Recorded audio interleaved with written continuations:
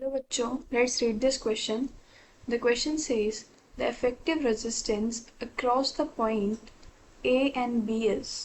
तो हमें दो पॉइंट्स दे रखे हैं A and B और उनके बीच में हमारे पास कई सारे रेजिस्टर लगे हुए हैं और हमारे क्वेश्चन में हमसे पूछा है कि हमें इनका इफेक्टिव रेजिस्टेंस निकालना है।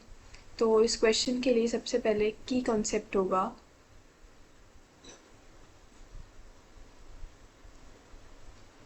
key concept will be combination of resistances.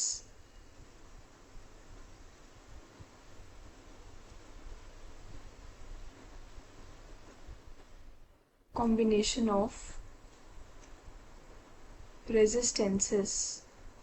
तो जब भी हमें दो या दो से ज़्यादा रेजिस्टेंसेस का कॉम्बिनेशन दे रखा होता है तो या तो वो सीरीज़ में होते हैं कॉम्बिनेशन, या तो वो कॉम्बिनेशन सीरीज़ में होता है या तो फिर वो पैरेलल में होता है।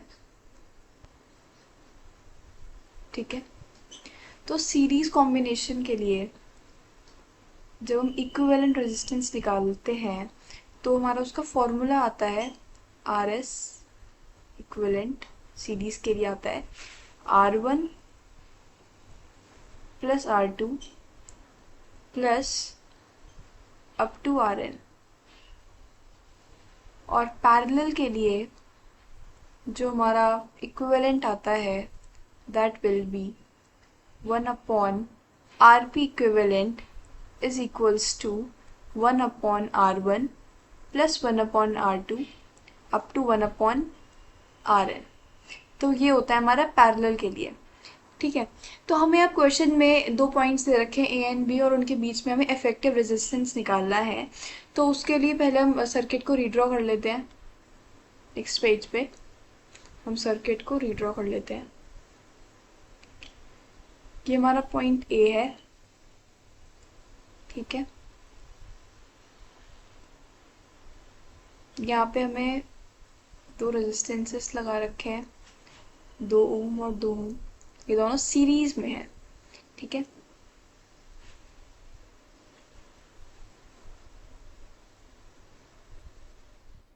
यहाँ पे एक 2 ओम का रेजिस्टेंस है, यहाँ पे एक 2 ओम का रेजिस्टेंस है,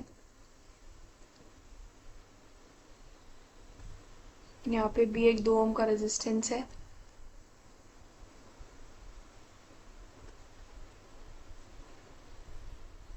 ये रेजिस्टेंस है, ये रेजिस्टेंस है, यहाँ पे भी 2 ओम का रेजिस्टेंस है, यहाँ पे भी 2 ओम का रेजिस्टेंस है, यहाँ पे भी 2 ओम का रेजिस्टेंस है। ये हमारा पॉइंट बी है। ठीक है, तो अभी हमें इसमें देखना है कि कौन कौन से रेजिस्टेंसेस हमारे सीरीज कॉम्बिनेशन में और कौन कौन से रेजिस्टेंसेस हमारे पैरेलल कॉम्बिनेशन में। तो सबसे पहले ये वाला 2 ओम का रेजिस्टेंस और ये वाला 2 ओम का रेजिस्टेंस, ये दोनों सीरीज में है, ये हमें दिख रहा है एज इट इज। इनके जैसे जस्ट सेम नीचे वाला 2 ओम का रेजिस्टेंस ये वाला और ये वाला 2 ओम का रेजिस्टेंस, ये दोनों भी हमारे कैसे हैं सीरीज में। ठीक है, और ये जो ये वाला 2 ओम का रेजिस्टेंस है और ये वाला 2 ओम का रेजिस्टेंस है, ये दोनों हमारे कैसे हैं पैरेलल में। एंड इसके जैसे ये वाला 2 ओम का रेजिस्टेंस और ये वाला 2 ओम का रेजिस्टेंस, ये दोनों भी हमारे कैसे हैं पैरेलल में। तो हम इस सर्किट को रीड्रॉ कर सकते हैं। रीड्रॉ कैसे करेंगे, ये ए पॉइंट यहाँ पे हमारा,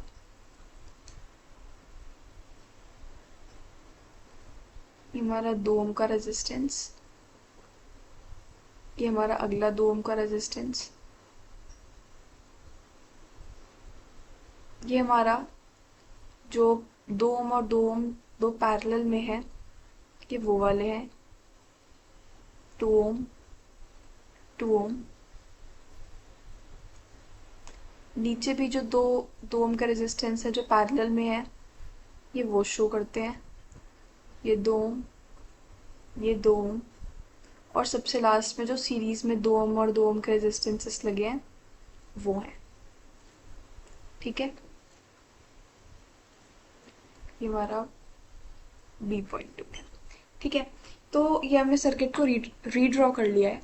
अब हम इक्विवेलेंट निकालते हैं इस वाले 2 ओम के लिए और इस वाले 2 ओम के लिए। जो हमारा सीरीज के लिए इक्विवेलेंट रेजिस्टेंस आएगा वो आएगा R S is equals to, सीधा सीधा ऐड होते हैं, हमने पिछले फॉर्मूला देखा है R1 + R2 करके, तो हम सीधा ऐड कर देंगे इन्हें, 2 + 2 इज इक्वल्स टू 4 ओम।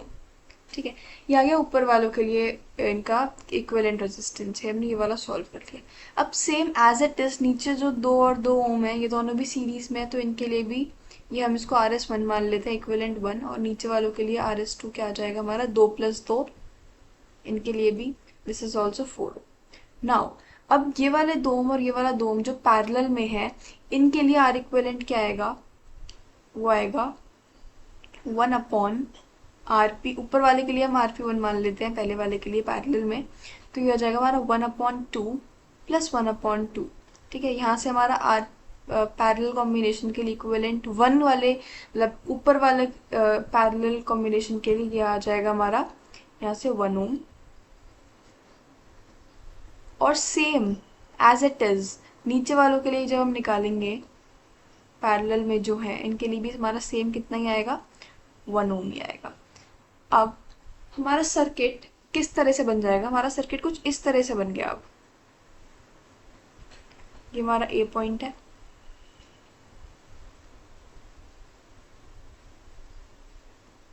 ये हमारा 4 ओम का रेजिस्टेंस है, मतलब इक्विवेलेंट रेजिस्टेंस जो हमने अभी निकाला है। ये आ गया हमारा 1 ओम का, जो हमने पैरेलल में इक्विवेलेंट निकाला है। ये दूसरा पैरेलल के में जो इक्विवेलेंट निकाला है वो आ गया 1 ओम का। ये दोनों, ये 1 ओम का, ये 1 ओम का, ये वाला भी हमने डाल दिया। और नीचे हमारा जो हमने सीरीज में इक्विवेलेंट निकाला है 4 ओम का, नीचे वाले कॉम्बिनेशन के लिए ये वाला, ये आ गया हमारा। ठीक है,